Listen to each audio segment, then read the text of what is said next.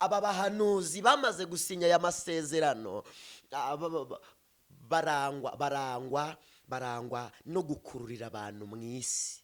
Ntabwo wamubona akura umuntu mu isi ngo amujyane mu bwami bw'Imana. Kandi hari korasi naririmbye ivuga ngo hari igihe tuzaguruka dusigire satani y'isi, mu kirere hariyo bariyeri tuzitwaza risepasi, abasenga bazaguruka. Aho hasa n'ahacanze abarokore, bahita bibaza ikibazo kivuga ngo ni gute umukozi w'Imana asurwa na satani, amenyeshwa amabanga y'Imana, satani akaba ari we umugenderera mu iyerekwa. Kuki Imana atari yo yiyiziye ahubwo ikumenera amabanga ya satani?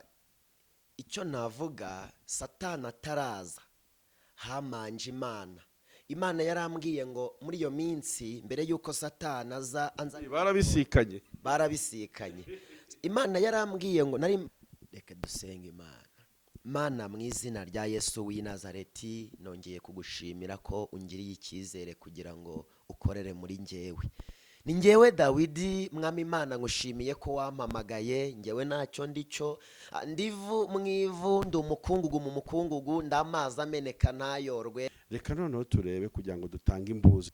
Noneho aba bantu basinyanye imikoranire na satani, tuzabamenya ute? Tuzababwirwa n'iki nitwinjira muri izo nsengero zabo? Se ni ibiki tuzabona tuvuge dukuremo akacu karenge duhunge? Icya mbere, nigeze gutumirwa mu giterane mu minsi yashize. Noneho nagera muri icyo giterane, nakigeramo nkahuriramo n'umupasiteri nabonye kuri rwa rutonde mu basinya amasezerano ya satani. Waramusuhuje? Nagezeyo, nkimara kumubona ndikanga, ngira ubwoba, nicuza icyatumye njya muri cya giterane. Noneho hari ibyo nari nateguye ndi buvuge ngeze muri cya giterane, kuko ari njye mwana wari uri muri bo, mu bavuga butumwa no mu bantu bari batumiye. Ni njyewe bamanje ngeze ku ruhimbi. Ni umugisha ukomeye kuri mwe mwese mudahema gukurikira ibiganiro bitandukanye tugenda tubagezaho buri munsi uko bwije n'uko bukeye. Jean Repo Onodo Bikemo, cyangwa se nitwa Bikemo, reka mvuge mu runyarwanda. Ariko twibuke ko turi kuri Evangeliser Le Monde TV. Dukorera mu Bufaransa, mu mujyi wa Strasbourg, ndetse no mu Rwanda, mu mujyi wa Kigali. Tuba twibereye hano i Remera. Remera ni ahantu heza cyane, nyine ni mu Rwagasabo, niho Rwagasabo warusanga. Ndi kumwe n'umutumirwa, tugize umugisha wo kongera kumugarura. Twari twabanye mu kiganiro cy'ubwashize, ari kutubwira buryo ki hari abakozi b'Imana bavanyweho iyo titire yo gukorera Imana, ahubwo bagasinya gukorera satani, ndetse bagashyira n'umukono kwa ayo masezerano. Ni ikiganiro cyasize ibibazo byinshi mu bantu, bagenda bibaza ibintu bitandukanye birimo ibibazo by'amatsiko. Byose turaza kubibageraho muri iki kiganiro igice cya kabiri. Ariko ikiganiro tugiye gukora noneho ni icyerekana ibintu biranga abakozi biyita b'Imana ariko bakorana na satani mu buryo bw'ibanga ku bw'ayo masezerano. Nibyo tugiye kugenda tuganiraho. Turi kumwe nande muri iki kiganiro. Nitwa Dawidi Ndagijimana, nk'uko bisanzwe ndi umukristo wo muri ADPR. Nongeye kwishimira kubana namwe. Imana iha umugisha buri muntu wese udukurikiranye. Imana yo mu ijuru yungure buri muntu wese uri bwumve iki kiganiro. Dawidi twicaranye muri iki kiganiro, yamenye Imana ryari? Natangiye gusenga guhera 2015. Icyo gihe natangiriye gusenga, kandi ndacyakomeje sinzigera ncogora, kubera ko Imana yampamagaye kugira ngo mbe umukozi wayo, kandi sinzigera ncogora. Kandi mbishimiye Imana ko nyifashwe n'Imana, kandi ntizigera indekura. Ndakubwira abantu ngo baharanire gufatwa n'amaboko y'Imana, kubera ko amaboko y'abantu yagufasha arakurekura, ariko amaboko y'Imana yagufashe ntabwo akurekura. Rero mbishimiye Imana ko nzi neza nashidikanya ko amaboko y'Imana kimfashe. Yes, haragira uti yarampamagaye ngo mbe umukozi w'Imana. Dawi, gukorera Imana ni iki ku muntu ushobora kutwumva atajya ajya no mu rusengero cyangwa se arubama adasobanukiwe ibyo bintu, ubundi umukozi w'Imana ninde, ni muntu ki, kuyikorera ni iki, tuzakora iki? Imana, kuba umukozi w'Imana si uko abantu bose ni ab'Imana. Bibiliya niko yavuze. Bibiliya iravuga ngo ku rukundo Imana yakunze abari mu isi byatumye itanga umwana wayo w'ikinege kugira ngo umwizera wese atarimbuka ahubwo ahabwe ubugingo buhoraho. Kandi Bibiliya irongera iravuga ngo abo ngabo bamwemeye bahawe ubushobozi bwo kuba abana b'Imana. Ni abamwemeye, ntabwo ari abataramwemeye. Abamwemeye bose bakamwakira nk'umwami n'umukiza mu bugingo bwabo bahawe ubushobozi bwo kuba abana b'Imana. Kuba turi abana b'Imana ntago wavuga ko rimwe na rimwe ikinyarwanda cyo kuvuga ngo uri umukozi w'Imana, njya mbona nta kintu kibaho wakorera Imana. Njya mbona nta kintu wakorera Imana. Imana ikorera muri twebwe, niko Pawulo yavuze ngo nshobozwa byose na Kristo umpa imbaraga. Rero kuba dukorera Imana mu buryo bwo kuyihagararira igakorera muri twebwe. Turi ibikoresho by'Imana nyine, turi ibikoresho by'Imana kuko idukoreramo. Kubidukorera ishobora kugukoresha, ikagukoresha kugira ngo abatarayimenye bayimenye. Ishobora kugukoresha igutuma ku bantu bari kure kugira ngo babashe kugirana ubusabane n'Imana, ukaba igikoresho muri ubwo buryo. Ukaba igikoresho Imana igukoresheje mu buryo bwo gukura abantu kure, mu buryo bwo gukura abantu mu byaha kugira ngo bamenyane n'Imana. Ukaba igikoresho cy'Imana muri ubwo buryo. Ndumva ari bwo umuntu ashobora gukorera Imana. Ubwo mu ijambo rimwe gukorera Imana ni ukuba mu nshingano z'ikiguhamagariye. Ni byiza cyane. Turaza gutangira rero dusenga kugira ngo Imana n'ubundi ihe umugisha iki kiganiro kandi kibashe gukora umurimo wacyo nyine mu mitima y'abagiye kugikurikira. Reka dusenge Imana. Mana, mu izina rya Yesu w'i Nazareti, nongeye kugushimira ko ungiriye icyizere kugira ngo ukorere muri njyewe. Ni njyewe Dawidi, Mwami Imana, ngushimiye ko wampamagaye. Njyewe ntacyo ndicyo, ndivu mu ivu, ndi umukungugu mu mukungugu, ndamazi ameneka ntayorwe. Ariko Kristo mwiza, ngize agaciro kubera ko wemeye ko nitirirwa izina ryawe, ukemera gukorera muri njyewe. Ndagushimiye, wamenye amaraso ku bwanjye kugira ngo ngire agaciro. Niyo mpamvu nkwinginze kugira ngo ntaba ari njyewe, kubera ko nta biri muri njyewe byahembura imitima iyo abantu badukurikiranye. Mwami Imana, ndakwinginze kugira ngo nkubere mikoro n'ubundi uvugire muri njyewe. Ni wowe ufite ibyahembura imitima y'aba bantu, ni wowe uzi igikwiriye uyu muntu udukurikiranye. Nyemerera Mwami Imana igikwiriye aba ari cyo abadukurikiranye bumva, kubera ko menye neza ko igikwiriye kirusha agaciro igikenewe. Urakoze Mwami Imana, reka buri muntu wese udukurikiranye ahemburwe n'amagambo avuye mu kanwa kawe. Mwami, urakoze. Uri Imana ivuga neza. Erega ndagukunda, uvuga neza.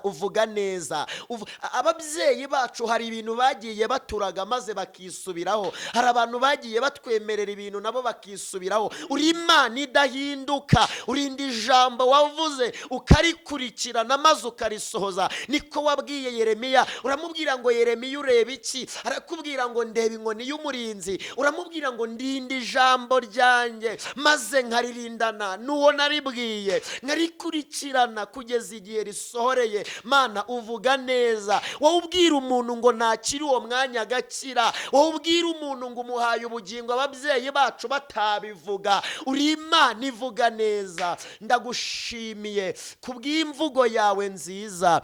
Wemeye ko abantu badukurikiranye bumva. Reka bunguke mu izina rya Yesu, mu buryo bw'umwuka bunguke no mu buryo bw'umubiri bunguke. Zomene taya widimora benekota lawi jezikide bone mandiko. Urakoze kuri Imana ije kuvugana n'imitima yacu mu izina rya Yesu.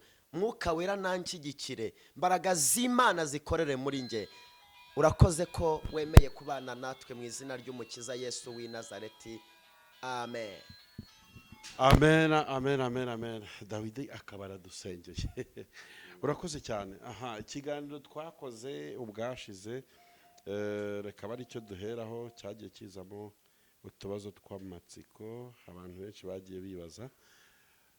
Twari dufite ikiganiro gifite insanganyamatsiko cyangwa se gifite umutwe wavugaga ngo Satani yansanze mu rugo saa 8 ampa urutonde rw'abakozi b'Imana basinye kontra muri we, ndetse nanjye ashaka kunsinyisha ndabyanga. Nibyo ngibyo niyo nsanganyamatsiko twariho, kubera ko uyu mwaka Satani afite umugambi wo kwiba abantu benshi, afite umugambi wo kunyaga abantu benshi abakuye ku Mana. Uburyo yaje rero, yaje mu buryo bwo kugira ngo nanjye yibe ikiri muri njyewe, kubera ko umujura agenzwa n'ibintu bigera muri bitatu: kwiba, kurimbura ndetse no kwica. Icya mbere ni ukwiba, icya kabiri ni ukwica. Kwica iyo byanze ararimbura. Iyo yibye bikanga arica. Birashoboka ko umuntu agenda mu muhanda kandi yarapfuye, ariko kandi iyo akwishe akabona ntibihagije, nta kindi akurikiraho uretse kurimbura. Rero kurimbura kwa Satani ni kwa kundi nyine, ni kwa kundi umuntu ujya kubona ukabona apfuye igihe kitageze, bugingo arabutakaje, ni kwa kundi nyine kujya i Gehinomu, kuko Bibiliya iravuga ngo igihembo cy'umunyabyaha ni urupfu, ariko impano y'Imana ni ubugingo buhoraho. Rero twari ku nsanganyamatsiko y'uburyo Satani yaje kunsinyisha amasezerano ariko nkanga kuyasinya, ariko umugambi we yari ari muri wa mugambi n'ubundi wo kwiba, kuko uyu mwaka afite umugambi wo kwiba abantu benshi ariko bafite ubutunzi muri bo bahawe n'Imana. Harimo abanditse ku icyo kiganiro bavuga ngo ese Satani yagusanze uryamye uri mu nzozi cyangwa ryari yerekwa? Navuga ko Satani yaje mu buryo bw'iyerekwa, kuko abakorera Imana bakorera mu isi y'umwuka, n'abakorera Satani nabo bakorera mu isi y'umwijima, ari mu isi y'umwuka ariko mubi. Abakorera Imana nabo bagakorera mu isi y'umwuka ariko mwiza. Rero nawe yaje mu isi y'umwuka ariko mubi, ariko aza kandi agambiriye kunyiba. Rero yaje mu buryo bw'iyerekwa, ndumva aricyo navuga. Urakoze cyane. Aho hasa n'ahacanze abarokore, bahita bibaza ikibazo kivuga ngo ni gute umukozi w'Imana asurwa na Satani, amenyeshwa amabanga y'Imana, Satani akaba ari we umugenderera mu iyerekwa? Kuki Imana atari yo yiyiziye ahubwo ikumenera amabanga ya Satani? Icyo navuga, Satani ataraza hamanje Imana yarambwiye ngo muri iyo minsi mbere y'uko Satani aza barabisikanye. Imana yarambwiye ngo nari nkunda kuba mu bihe byo gusenga, ubuzima bwanjye ni ugusenga, nanjye ubwanjye ndi umunyamasengesho. Imana yarambwiye ngo nimbe maso, kuko Satani agambiriye kunsinyisha amasezerano. Irambwira ngo kandi ayo masya nkayasinya, kuyasinyura bizaba ikibazo. Imana irambwira ngo ujye uhora uri maso, Satani agambiriye kugusinyisha amasezerano, kandi nuyasinya bizaba ikibazo kuyasinyura. Nkajya mpora ndi maso. Noneho uburyo Satani yaje n'ubundi yaje ari mu kazi n'ubundi agambiriye kunyiba. Noneho yaje ambwira, yaje mu buryo bwo kunshukashuka, anegera mu byo mfite, arambwira ngo byuka tuvugane. Nari ndyamye, noneho ngiye kubona mbona, menya neza ko umpamagaye atandukanye n'uwampamagaraga. Menya ko ijwi numvise atari ijwi ry'Imana, kubera ko hari abantu bakorera mu isi y'umwijima, hari abantu bavugana na Satani bakamwitiranya n'Imana. Hari n'abantu bakorana n'Imana babizi neza ko ari Imana. Hari n'abantu bakora bikorera babizi neza ko bikorera. badakorera satani, badakorera n'Imana, bo ubwabo bikorera.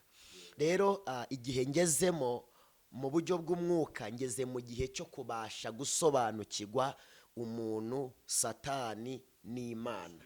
Yesu yaravuze ngo intama zanjye ziranze, nanjye ndazizi. Rero satani ntago wibuka igihe kimwe ngo abana b'Imana, biri muri Yobu, abana b'Imana ngo abana b'Imana ngo bavuye mu butembere, ngo barangije ubwo bari bavuye muri misiyo, basubira kuwabatumye. Satani arangije ngo ajyana nabo, ngo noneho ngo bageze imbere y'Imana, ngo Imana ibaza Satani ngo mbese uvuye hehe? Aravuga ngo mvuye kuzerera mu isi, ngo nimba ari no kugira gute, ngo mvuye ngo gutambagira mu isi, ngo no kuyizereramo. Niho Imana yamubwiye ngo wabonye umugaragu wanjye Yobu ukuntu ari umukira. Ugeze birumvikana ko Satani ashobora gusura umukristo, bigakunda. Dukwiye kumenya ni Imana yadusuye, ni Satani, ni umuntu. Twe dukwiye guhora turi maso kugira ngo tumenye abo turi bo, ndetse abo turi bo imbere y'Imana, umenye uwo uri wenyine, umenye igihe uhagazemo, kuko umukristo ashobora kurangara gato Satani akamwiba impano ze zigakorerwamo na Satani. Rero Satani afite ubushobozi bwo kuba yasura umukristo.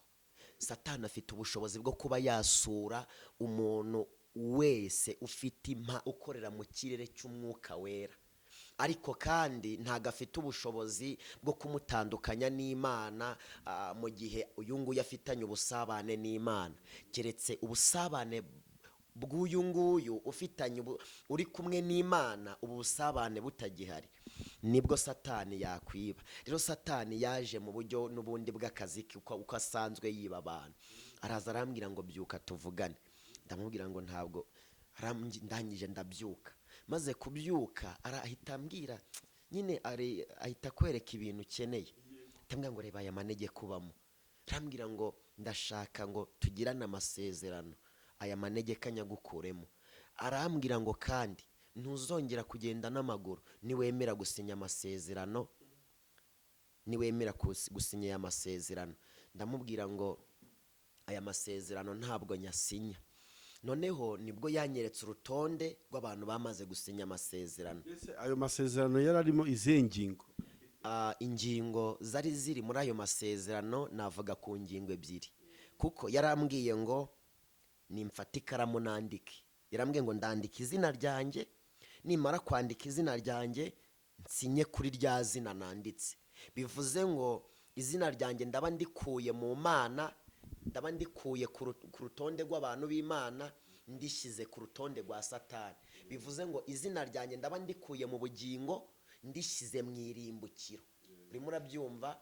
Iyo ni ingingo ya mbere. Ingingo ya kabiri yari ingingo yo kugirana igihango nawe. Kugirana igihango nawe nabisobanuye neza ko yazanye inzoka ambwira ngo irandoma ku kuboko kw'iburyo.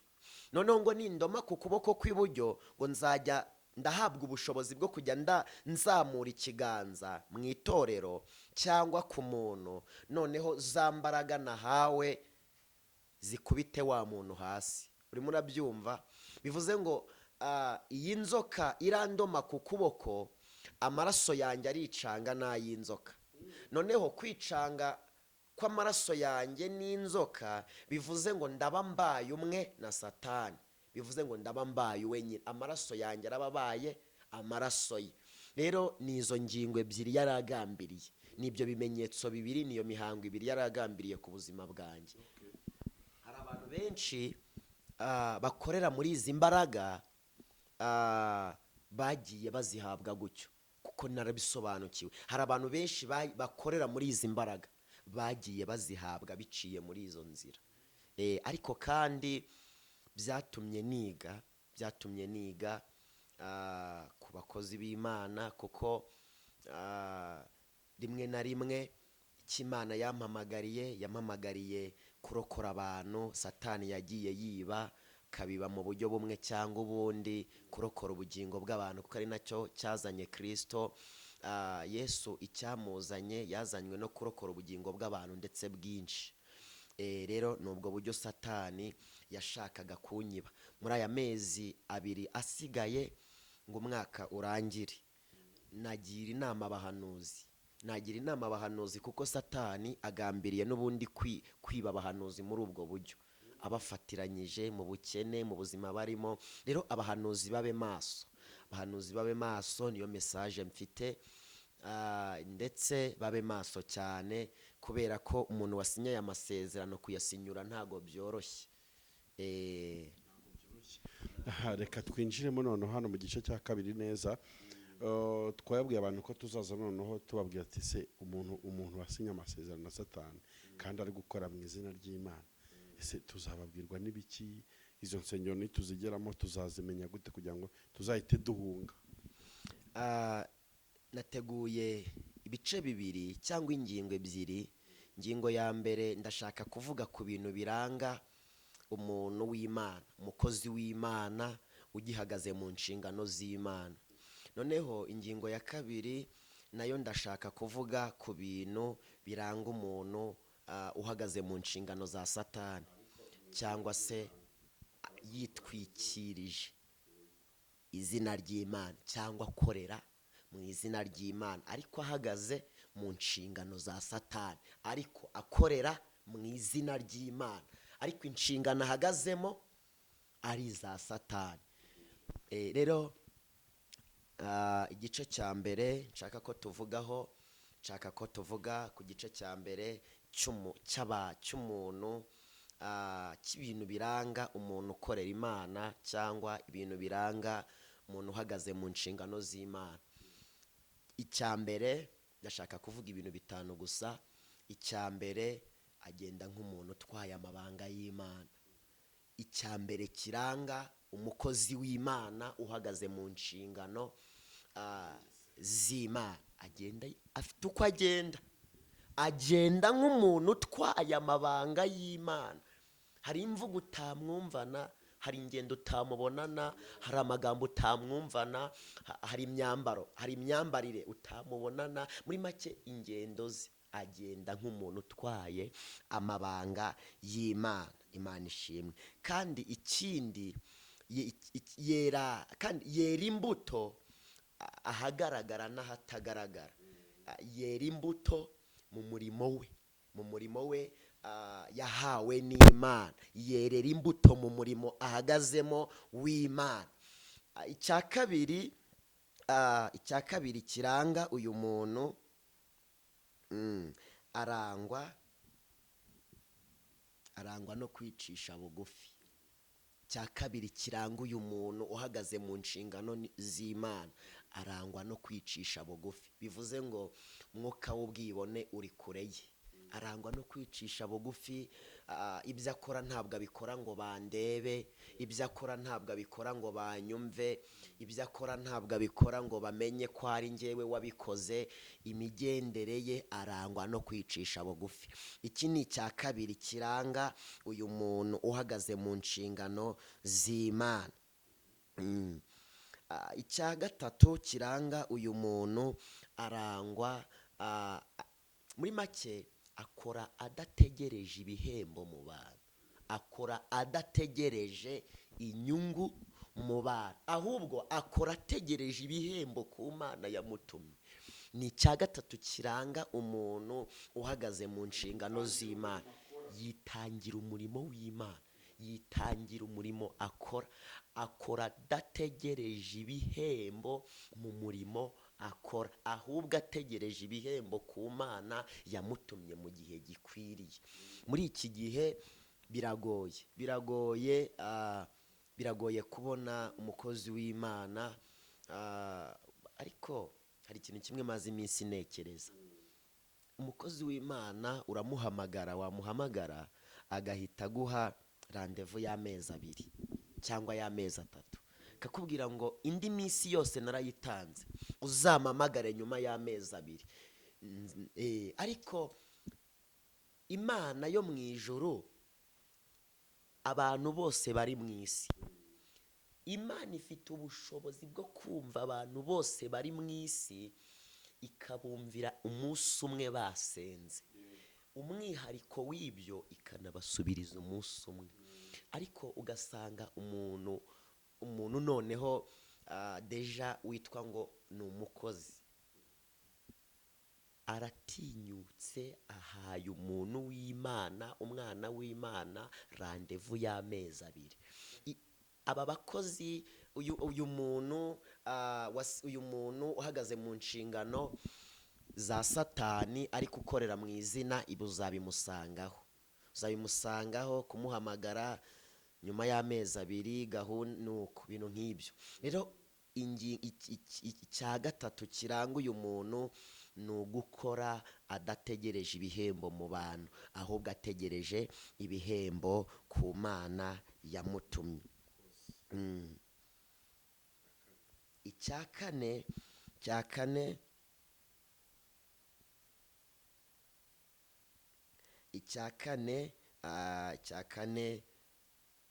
kiranga uyu muntu, imirimo ye ayikora ategereje kugororerwa n'Imana. Imirimo ye akora yahamagariwemo n'Imana, yaba guhanura, yaba ivugabutumwa, yaba kuririmba, ibyo byose abikora ategereje ingororano y'Imana, kugororerwa n'Imana. Icyo ni icya kane kiranga uyu muntu. Icya gatanu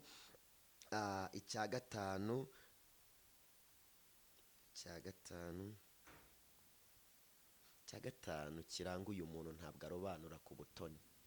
Icya gatanu kiranga uyu muntu uhagaze mu nshingano z'Imana, ntabwo arobanura ku butoni. Muri make yakira buri muntu wese nta kintu ashingiyeho, kuko Imana yacu ni Imana y'abagufi n'abarebare, ni Imana y'ibikara n'inzobe, ni Imana y'abize n'abatarize, ni Imana y'abafite akazi ndetse n'abashomeri. Rero uyu muntu uhagaze mu nshingano z'Imana, uyu muntu ukiri mu muhamagaro w'Imana, ikimuranga ntabwo arobanura ku butoni.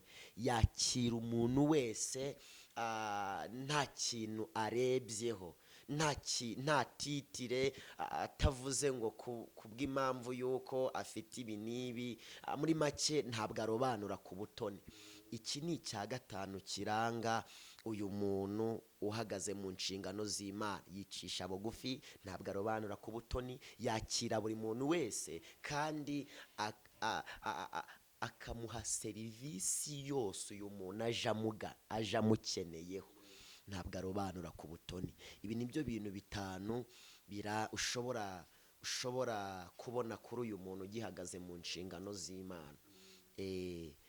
Sinzi nimba hari icyo wambaza. Urakoze cyane. Ibintu uvuze birasobanutse kuri ibyo bitanu biranga abakozi b'Imana b'ukuri. Ntacyo nenda kwibazaho kindi, kuko umuntu wese arabyumva, biri mu Kinyarwanda cyumvikana, kandi koko nyine niko kuri nk'uko bivuze. Reka noneho turebe, kugira ngo dutange imbuzi tugenda dusatira n'umusozo w'ikiganiro cyacu. Noneho aba bantu basinyanye imikoranire na Satani, tuzabamenya ute? Tuzababwirwa n'iki nitwinjira muri izo nsengero zabo? Se ni ibiki tuzabona tuvuge dukuremo akacu karenge duhunge? Icya mbere kiranga uyu muntu za Satani ariko akorera mu izina. Ikintu cya mbere akora agamije inyungu ku giti cye ndetse zifatika. Nicyo kiranga yaba pasiteri yaba umuhanuzi. Muri make akurura yishyira, arangwa no gukora. Ubutumwa bwe buba burimo imibare. Ubutumwa bwe buba ari imibare. Ubutumwa bwe buba burangwa no gukora agamije ibihembo mu bantu ayoboye cyangwa ashumbye. Icyo ni icya mbere ushobora kubona kuri uyu muntu, ukamenya ko atari uw'Imana. Icya kabiri yishyira hejuru. Ikintu kiranga uyu muntu, muri make uzajya usanga ari njyewe, ni njyewe ukwiye guhanura njyenyine, ni njyewe ukwiye kuvuga ubutumwa njyenyine, ni njyewe ukwiye guhagarara ku ruhimbi njyenyine. Sinakubwiye urusengero nabayemo, nta muvugabutumwa wari wemerewe guhagarara ku ruhimbi uretse pasiteri, nta muhanuzi wari wemerewe guhanura uretse pasiteri. Icya kabiri kimuranga arangwa no kwishyira hejuru, arangwa n'ubwibone. Ibye byose biba birimo njyewe, njyewe, ni njyewe, ni njyewe, ni njyewe. Iki ni icya kabiri uzabona ku muntu wamaze gusinya amasezerano na Satani, cyangwa uhagaze mu nshingano za Satani. Kwishyira hejuru, kudaca bugufi, kutiyoroshya, kumva ari we wa mbere, kumva ari we ufite ubwenge, kumva ari we muhanuzi, kumva ari we, nta wundi muntu uri hejuru ye. Nicyo kiranga uyu muntu. Kuko Satani, wibuke ikintu cyamukuye mu ijuru, yamanuwe n'ubwibone, kwishyira hejuru. Rero kwishyira hejuru ni ikintu cya kabiri uzabona kuri uyu muntu, ukamenya uwakorera uwo ari we. Icya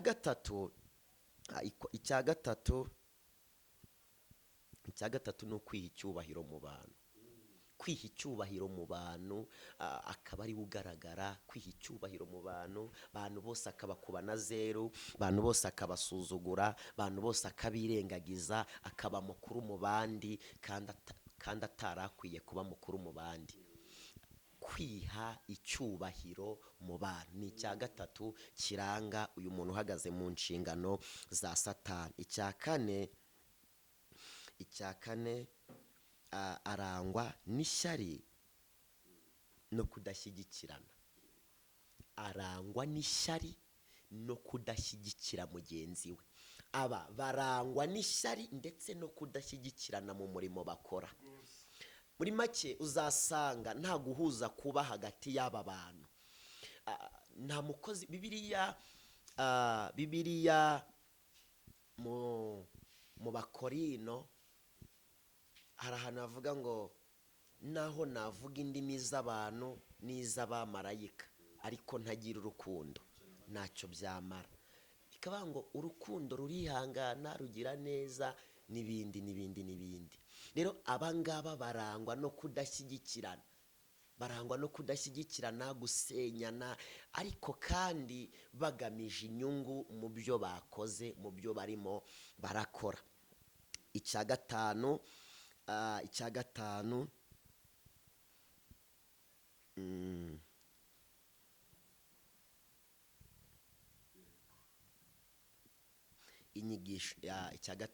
inyigisho ze zose ziba zigamije inyungu. Inyigisho ze zose. Noneho uzasuzume inyigisho ziriho uyu munsi mu nsengero. Ubutumwa bwiza, inyigisho z'ubutumwa bwiza barazitaye, bahagaze mu nyigisho z'inyungu, bahagaze mu nyigisho z'ibitangaza.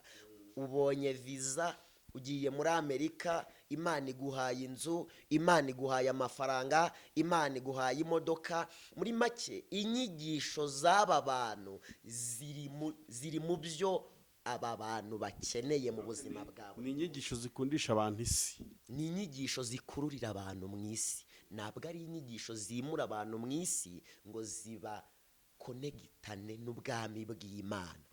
Abapasiteri benshi bamaze gusinya aya masezerano, biragoye kubumva bavuga ubwami bw'Imana, biragoye kubumva bavuga ibikura abantu mu byaha bibahuza n'Imana. Kandi inyungu ku Mana, Yesu muri make ntabwo abazima bakenera abaganga cyangwa se abavuzi, keretse abagwayi. Noneho abangaba bafata abagwayi, barangiza aho kubavura bakabaha ibibica burundu, ibibakuramo n'akuka ka nyuma. Noneho intego y'urugendo bo bayitiranya n'impamba y'urugendo. Muri make ntabwo bakorera mu ntego y'urugendo, bakorera mu mpamba. Impamba idahari nta rugendo. Impamba idahari nta rugendo ruhari. Noneho kandi cyazanye Yesu, yazanywe n'intego, ntabwo yigeze azanwa n'impamba. Intego ya Kristo ni uko buri muntu wese abona ubugingo buhoraho ndetse bwinshi. Aba bahanuzi bamaze gusinya aya masezerano barangwa no gukururira abantu mu isi. Ntabwo ntago wamubona kura umuntu mu isi ngo amujyane mu bwami bw'Imana. Kandi hari korasi naririmbye ivuga ngo hari igihe tuzaguruka dusigire satani y'isi, mu kirere hariyo bariyeri tuzitwaza risepasi, abasenga bazaguruka basigire satani y'isi, mu kirere hariyo bariyeri tuzatwara risepasi. Risepasi niyo yonyine izaducisha kuri uriya mupaka w'ubwami bw'Imana. Hari ahantu tuzaca tukahacishwa n'ikintu kimwe cyonyine, kuba dufite risepasi. Umuhanuzi udafite risepasi uriya mupaka ntabwo azawucamo. Umupasiteri udafite risepasi uriya mupaka ntabwo azawucamo. Ariko kandi uyu mupaka, iriya bariyeri satani arayizi, azi neza ko afite amakuru yuzuye ko nta muntu wahaca adafite risepasi. Ni nayo mpamvu umugambi wa satani ni ugukura abantu mu bwami bw'Imana abakundisha isi. Ni nazo nyigisho ziriho mu bapasiteri no mu bavugabutumwa no mu bahanuzi bamaze kuyoba. Hajya nakubwiye uburyo nigeze kujya nigeze gutumirwa mu giterane mu minsi yashize. Noneho nagera muri icyo giterane, nakigeramo nkahuriramo n'umupasiteri nabonye kuri rwa rutonde mu basinye amasezerano ya satani. Waramusuhuje? Nagezeyo nkimara kumubona ndikanga, ngira ubwoba, nicuza icyatumye njya muri cya giterane. Noneho hari ibyo nari nateguye ndi buvuge ngeze muri cya giterane, kuko ari njye mwana wari uri muri bo, mu bavuga butumwa no mu bantu bari batumiye. Ni njyewe bamanje ngeze ku ruhimbi, maze gufata mikoro numva ijwi rirambwiye ngo mwana wanjye Dawidi, ibyo wari kuvuga bihindure uvuge ibi ngibi. Imana ndayibaza ngo kubera iki? Irambwira ngo wari uzi ko muri iki giterane wajemo ntakirimo? Ndavuga ni Imana irambeshye. Ndavuga ngo kubera iki utakirimo kandi nzi neza ko nkoreramo nkaba ndahangaha, ndi muri aba bantu kandi ukorera muri njyewe. Irambwira ngo hindura ibyo wari kuvuga uvuga ibi. Imana irambwira ngo humuka amaso nkwereke. Ndahumuka ndareba, maze kurebera ngiye kubona mbona abantu bari muri icyo giterane bose bambaye ubusa. Nabibonye mu buryo bw'umwuka, tagira abantu bavuga ngo bambaye ubusa gute.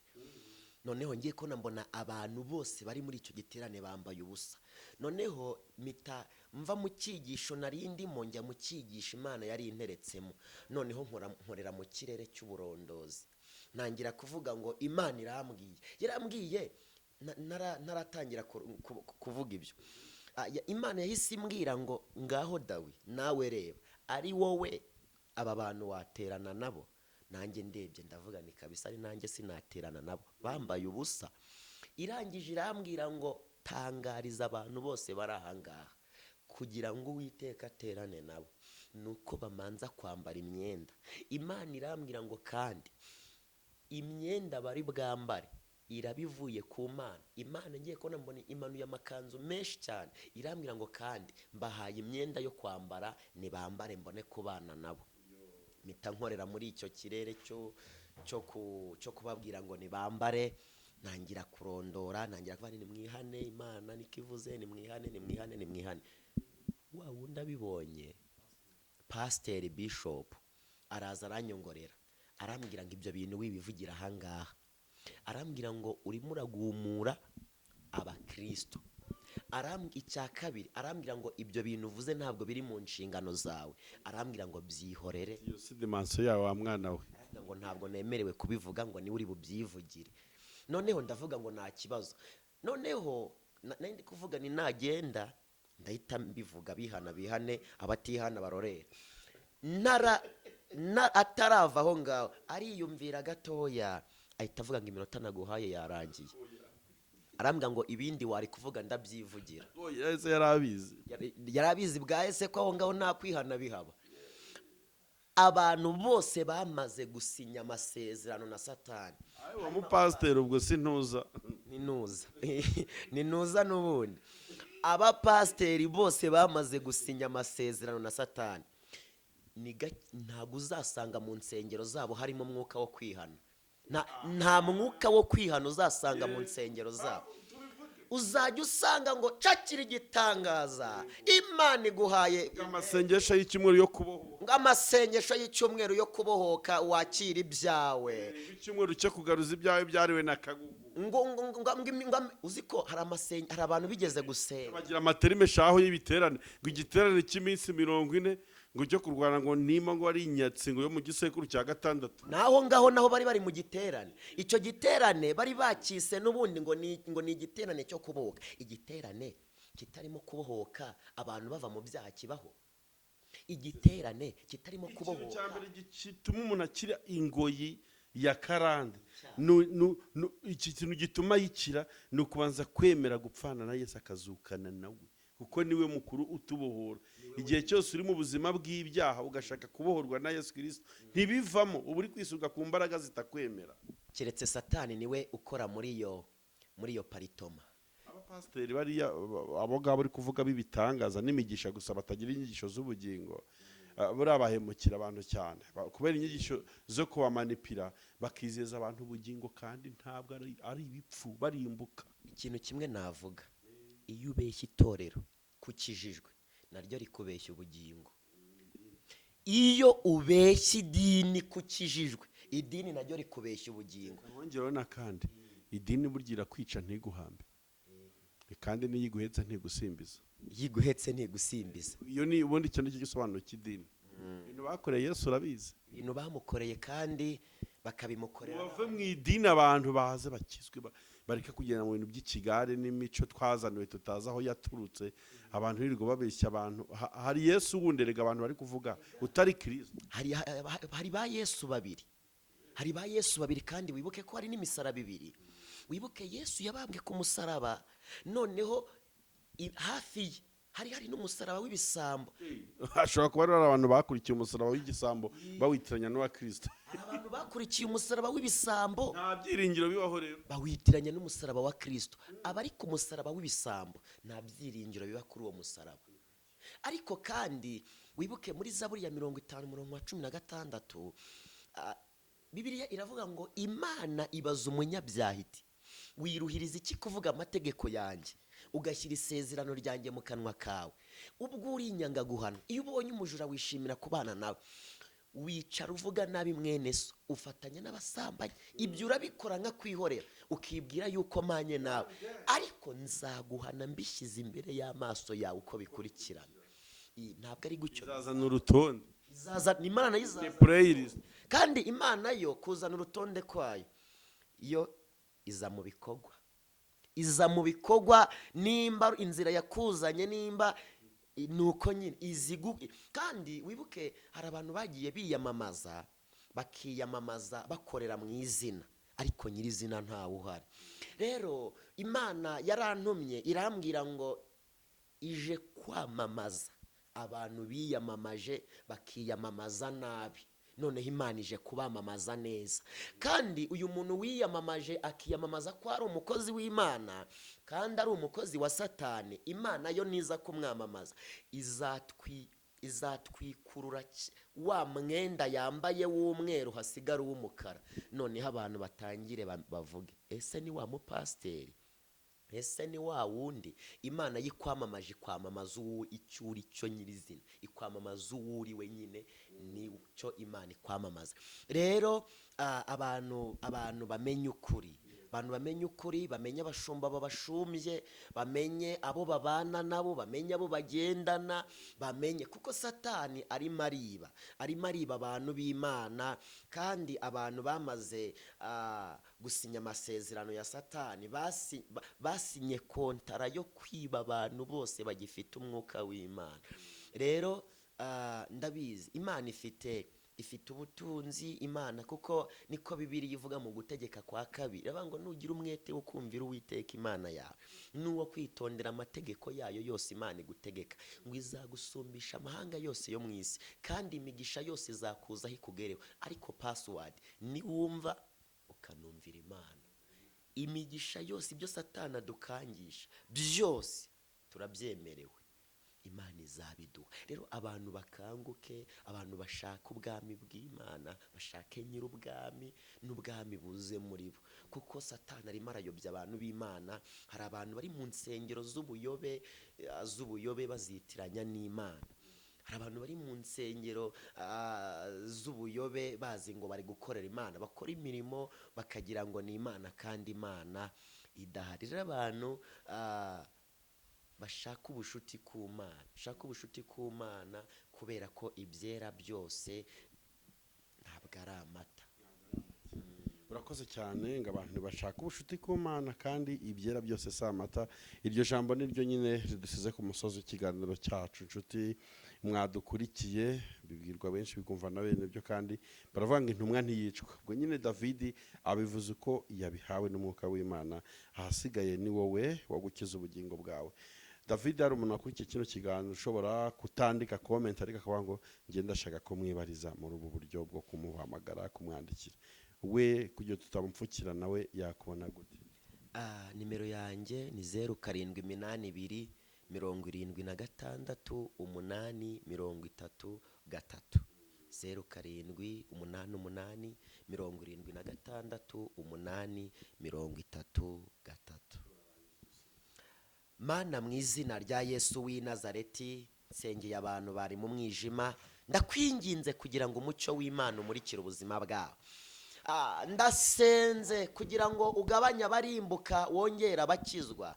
Nyemerera urokore abari mu buyobe, urokore abakobwa, urokore abasore, urokore enetaya bone shayine manda zo lebo nefole gide binima. Nyemerera ubwoko bwawe uburokore, nyemerera imbaraga z'Imana zimanuke ku bantu bawe mu izina rya Yesu. Abari mu byaha nohereje imbaraga z'agakiza kuri bo, abari enetaya bone shayine manda, abatarakumenya niweho wabaha kukumenya, abagwayi nubakize mu izina rya Yesu. Ndakwinginze Uwiteka, abagwayi reka imbaraga zikiza zigaragare kuri bo mu izina rya Yesu. Ndasenze kugira ngo urinde abahanuzi, urinde abapasteri, wubaka umurimo wawe mu izina rya Yesu. Umwuka wera yongere ariyo enema, yubake itorero mu izina rya Yesu. Abari mu ngo z'amanegeka, nyemerera ububakira ingo mu izina rya Yesu. Ubwo Satani agambiriye gusenya ingo, nyemerera wubake ingo z'abana bawe mu izina rya Yesu. Abagore batwite, rinda abana bari mu nda zabo mu izina rya Yesu. Abana batoya, ubwo Satani aje kwiba abana, nyemerera urinde aba bana mu izina rya Yesu. Magaritse impanuka, mwami wanjye Yesu, impfu zigiye zitandukanye zoherejwe na Satani ndazihagaritse. Nyemerera imbaraga z'Imana zimanuke, rinda igihugu cy'u Rwanda mu izina rya Yesu. Amahoro yawe abe muri iki gihugu, kandi umugambi wawe